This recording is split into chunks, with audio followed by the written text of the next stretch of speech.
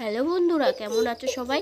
এখন বাজে রাত 9টা। তো এখন রাতের বেলায় আমি আর আমার মাম্মাম আর মাম্মামের পাপা তিনজনে মিলেই বেরোচ্ছি। একটা জায়গায় নিমন্ত্রণ আছে, কালী পুজোর প্রসাদ খেতে যাব। তো চলো ভিডিওটার সাথে থাকো আর ভিডিওটা দেখতে থাকো, আশা করি তোমাদের ভালো লাগবে। বারোয়ারি কমিটির পুজো। তো ভবনে খাওয়া দাওয়া হবে। তো যারা যারা ভিডিওটা দেখছো সবাই একটা করে লাইক করে দিও। আমি আর মাম্মাম তো তিনজনা মিলে বেরিয়ে পড়লাম। বেরিয়ে বাড়ির থেকে একটুখানি দূরেই ছিল, কাছেই। তো দেখো এই এই ঠাকুরটা অমাবস্যাতে পুরো চেঞ্জ করে প্রতি বছর এই একবারই পুজো দেয়, আর ঠাকুরটার মূর্তিটাকে সারা বছর রেখে দেয়। আর এখানে খুব জাগ্রত এই মায়ের কাছে যে যা চাই সেই সব পাই শুনেছি। তো আমরাও মাঝে মাঝে যাই, ঝাড়পোছ করে আসি, খুব ভালো আর কি।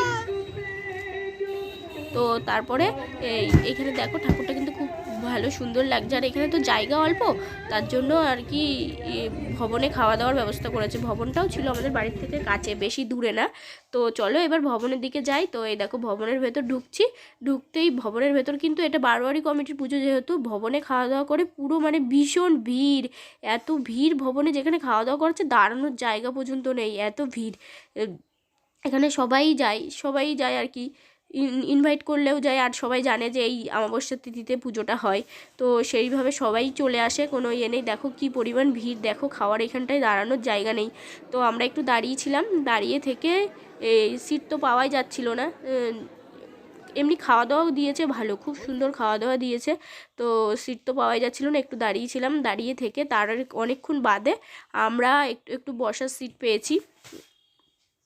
তো মাম্মাম ছিল যেহেতু, তো আমি আর একটা এক্সট্রা চেয়ার নিয়েছিলাম। চেয়ার নিয়ে আমরা সবাই মিলে বসেছিলাম। এই যে দেখো বসেছি খাওয়ার জন্য। এবার প্রসাদটা কিন্তু দারুণ করেছিল, পোলাও করেছিল, খিচুড়ি করেছিল, আর দেখো পোলাও করেছিল কিন্তু, আর রাধা পল্লবী করেছিল। খাওয়া দাওয়া এত লোক আয়োজন যে খাবার রান্না করে শেষ করতে পারছে না, এত লোকের আয়োজন।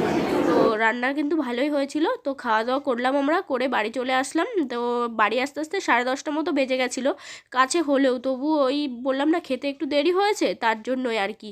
তো বাড়ি চলে আসলাম। বাড়ি এসে এই যে আমরা দেখো এখন আমার বর দরজা খুলছে।